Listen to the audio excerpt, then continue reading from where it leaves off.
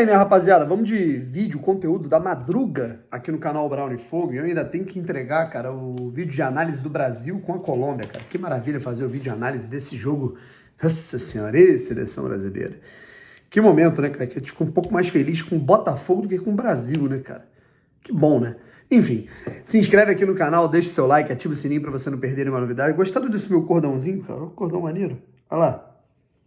Olha o cordãozinho. Você abre... Tem as minhas iniciais aqui, DB. Olha lá, moleque. Em breve te mostra, né, um pouquinho sobre o que tem a ver com isso. Obrigado, Samsung, por esse presente. Faremos muitas coisas juntas, inclusive, ao longo desses próximos meses. Mas vamos lá, rapaziada. O negócio é o seguinte. Deixa eu falar com vocês aqui um pouquinho sobre algumas notícias aí que surgiram ao longo do dia. Na verdade, são algumas reflexões, algumas análises, né, que nós queremos fazer aqui. Além, né, desse pré-jogo da partida entre Cuiabá e Botafogo, que acontece nesta quarta-feira, às 7 da noite. Dado o desempenho do Botafogo, dadas as características de quem deve jogar e as características de jogo desse time do Cuiabá, que vive uma boa fase, o Cuiabá melhorou em relação... Se o Botafogo pegasse o Cuiabá lá na quinta rodada, era sacode do Botafogo.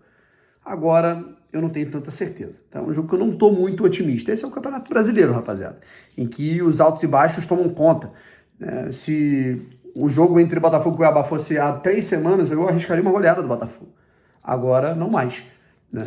Enfim, mas o Botafogo tem condições de vencer e eu acho que tem que vencer. Inclusive para compensar pontos bobos desperdiçados ao longo das últimas rodadas. O gol sofrido no fim contra o Criciúma, o empate em casa contra o Atlético Paranaense. Embora tenha sido um clássico, né, difícil, o Botafogo não jogou bem, mas, o Botafogo tinha a vitória nas mãos até os 38 do segundo tempo, tomando um gol bobíssimo, né, numa falha, na minha opinião, do goleiro John. Enfim, né, não só do John, né, cara, mas do Cuiabano, né, enfim, da galera do meio-campo, do Arthur Jorge, né, cara, que trocou o meio-campo inteiro e colocou o time pra trás. Eu acho que é um jogo que o Botafogo vai ter que ditar o ritmo da partida e vai ter que se impor, tá? Como nunca se impôs, inclusive, jogando contra o Cuiabá. Embora tenha vencido no ano passado, o Botafogo jogou mal naquela partida que terminou com um gol de pênalti 1-0, né, gol do Tiquinho, tá legal? Se inscreve aqui no canal, deixa seu like, ativa o sininho para você não perder absolutamente nenhuma novidade. Primeiro de tudo, eu quero falar aqui sobre os jogadores que têm contratos que estão para, sabe, acabar no fim do ano. A gente está falando do Tietê, a gente está falando do Bastos, né? Acho que é importante o Botafogo fazer uma análise, né, cara, de quem realmente pode permanecer no Botafogo, quem não, quem deve ficar. Eu acho que o Bastos é um jogador interessante para renovar o contrato. Tietê, pela entrevista que ele concedeu ao Globo Esporte, eu não sei se vai acontecer. Eu acho que o Tietê, eu acredito que ele siga o seu rumo, né, na próxima temporada. É um feeling meu, tá? Não é uma informação, não é uma apuração.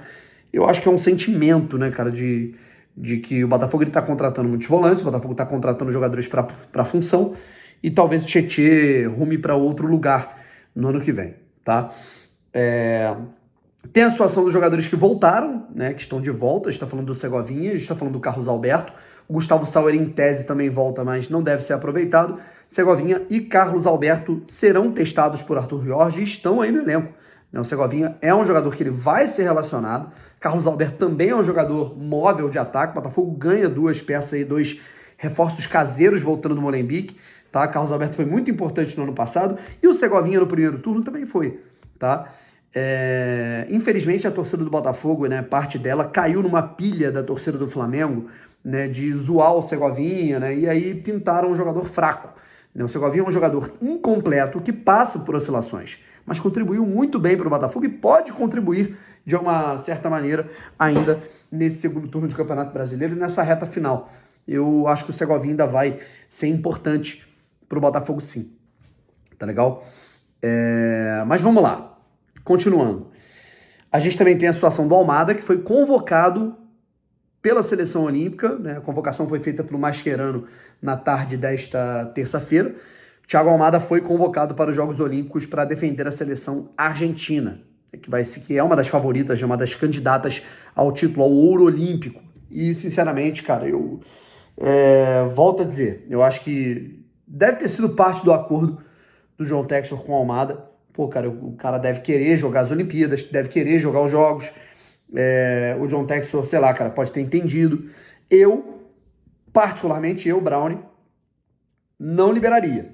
tá? Eu acho que é muito importante que ele fique, que ele chegue ao Botafogo logo, que ele se entrose com o grupo, que ele esteja ali, né, com o elenco, mas, sinceramente, pô, vamos dizer, ele vai chegar semana que vem no Botafogo, vamos colocar assim. Pô, cara, esse cara vai ficar, né, 2 semanas no grupo, vai treinar ali mais ou menos uma semana e vai para as Olimpíadas. Então, ele vai perder um bom período de adaptação, né? Os Jogos Olímpicos, se você pegar aí, cara, eles vão do dia 12 até a final, que é dia 11, não, do dia 12, do dia 18 até a final, que é dia 11 das Olimpíadas. Esse cara vai ficar 25 dias na França. Eu também, inclusive, eu vou para as Olimpíadas. E, porra, cara, a gente não... Como é que vai ser feito isso? Sabe? Como é que vai ser feita essa organização? De que modo a gente vai ter o Almada depois, né? Pô, ele vai chegar ali às vésperas do confronto contra o Palmeiras, tem o período de adaptação, e o período de adaptação dele é curtíssimo, porque ele vai ficar um período curto no Botafogo, ele vai pro Lyon. Inclusive, que manchete fajuta, né, cara, e sensacionalista do Globo Esporte, né? O John Textor dizendo, né, que John Textor confirma a Almada no Botafogo e ele vai pro Lyon em janeiro.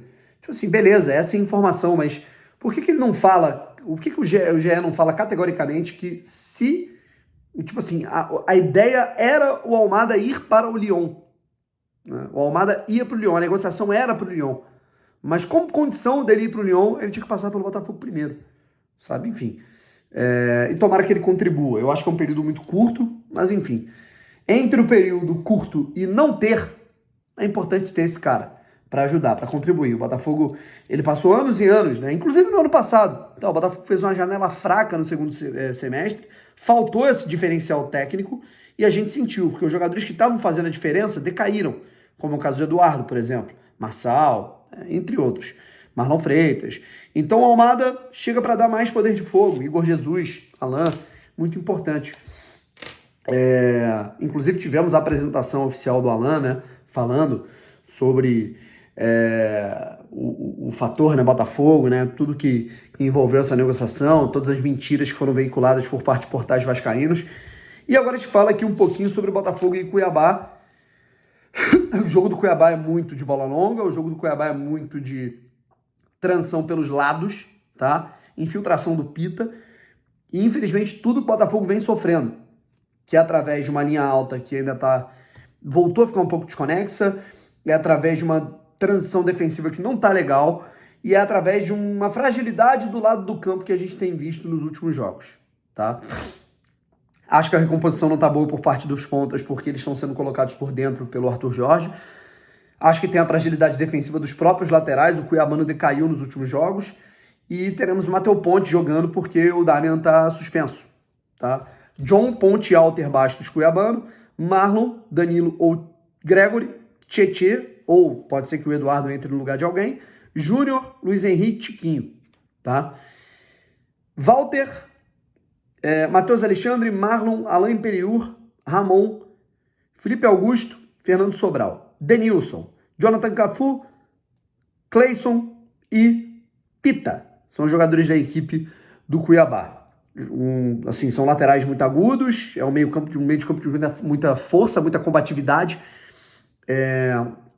E a gente vai ter o Zanovelli, mais uma vez, né? O Paulo César Zanovelli, que, porra, cara, detesto assim, as partidas dele. É um árbitro que marca muita faltinha.